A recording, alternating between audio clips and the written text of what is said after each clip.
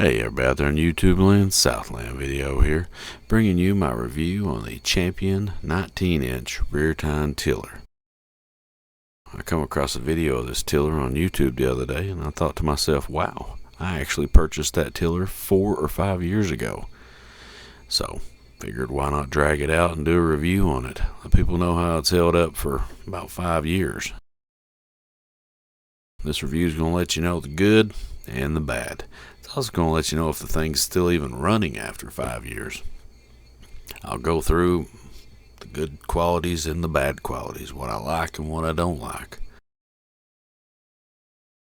Now, when I purchased this about 4 or 5 years ago, I paid about $400 for it. I notice now they're running upwards around $800. So they've went up quite a bit. Now these are kind of a mass-produced tiller. There's different versions, different brands, but they all pretty much look and run the same. I went with the Champion version. But here's my detailed review, so let's just go ahead and jump into it. I broke a tine on it probably the first week I had it. Hit a rock and broke it, and contacted the company and they sent me another one, no problem. Actually, it was really painless. Put it on and they've done great ever since. I think one's bent on here. I think another rock bent it.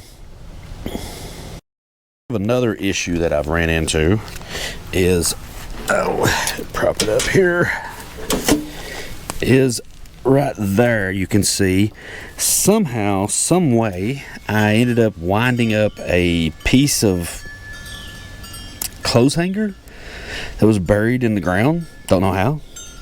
And apparently it got into, can you hold this for me, honey? Yeah. Hold this. Go up here.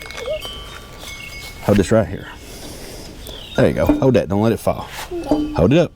Good job. And it got into right here and it damaged this gasket. And in doing so, it's leaking the gear oil out pretty bad. So I'm going to replace that. I've seen you can buy them. It's just a couple of bolts and so forth.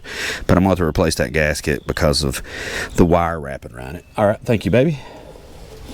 Awesome. All right. So then here,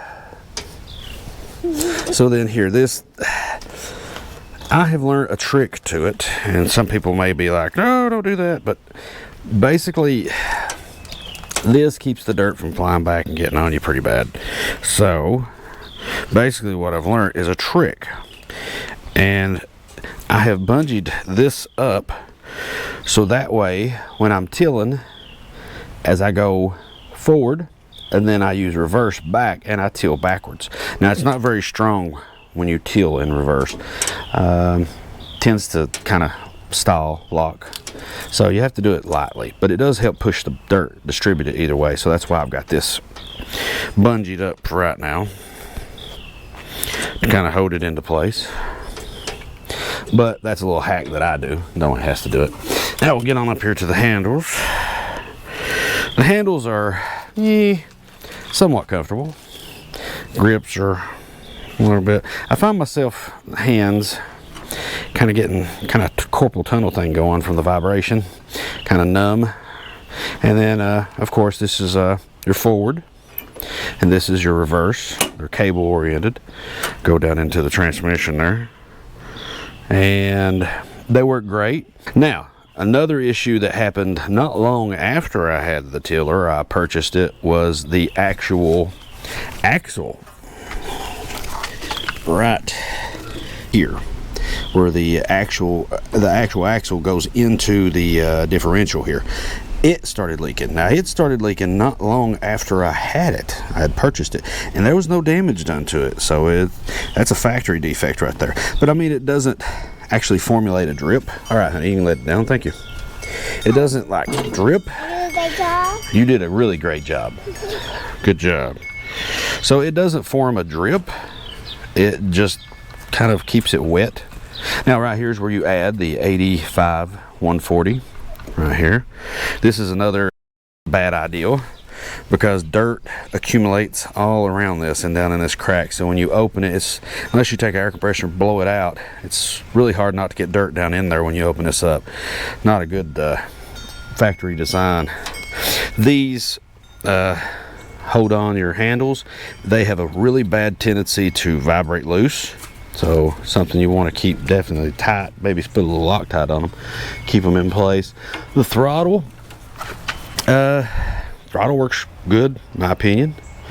Never had no problems with the throttle. Engine wise, hasn't used a bit of oil in 4 years. And the choke and the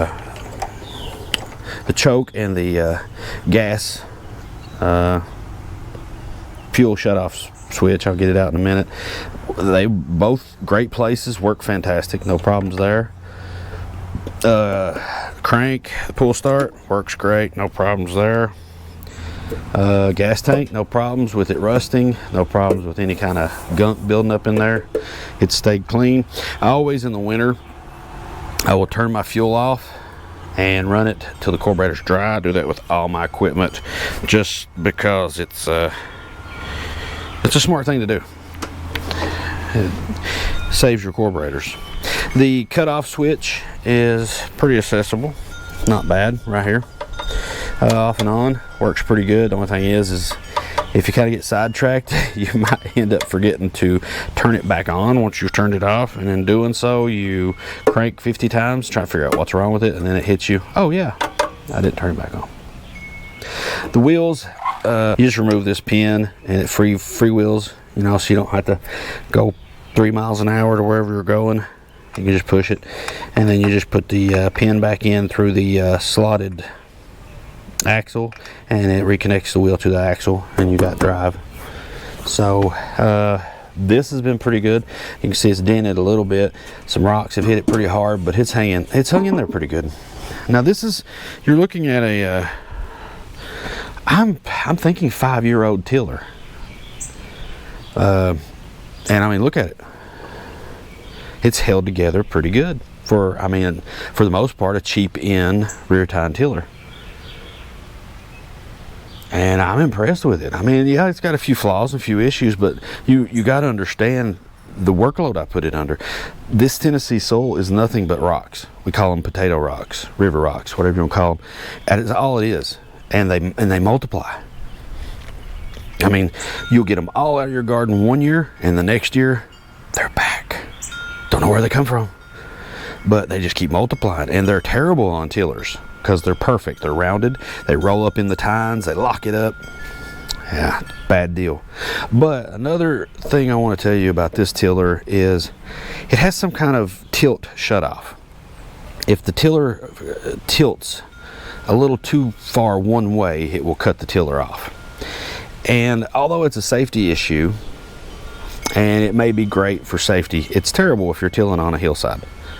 Once one tine starts digging in a little too far and it tilts the tiller, boom, it cuts off. You got to pull it back out, put it back to the level, start tilling again.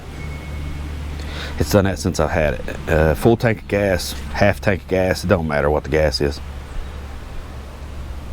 But for the price point, fantastic, and it has done great by me. It's done a real great job. I'd buy it again in a heartbeat. I really would. But what I'll do is I'll take you over here into the garden, the smaller garden. I've got some corn growing in there, and Macy left her Funyuns laying on the ground. And right here's my corn, which is looking pretty good. Need to do a little weeding, but it's looking good.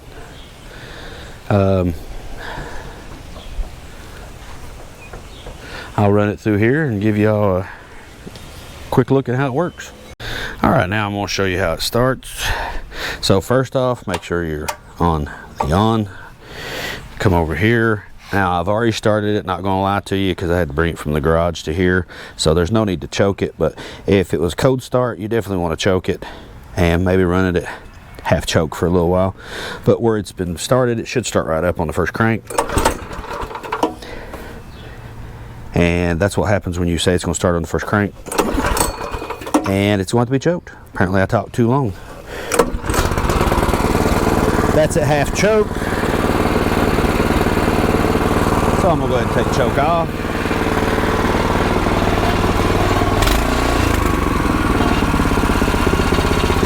That's about half throttle, I'd say.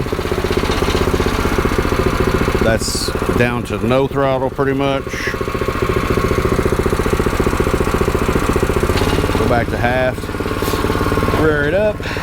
Go forward. Alrighty.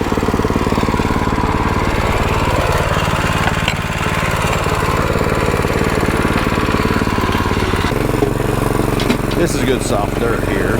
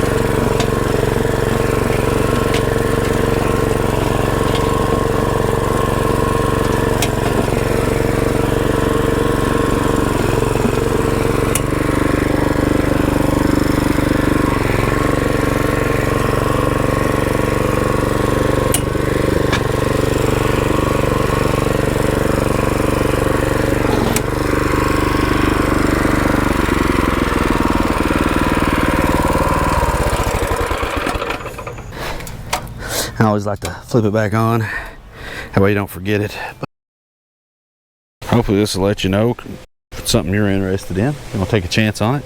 I did 4 or 5 years ago, and I'm not regretting it. It does really well. There's your little example. The corn patch is doing great.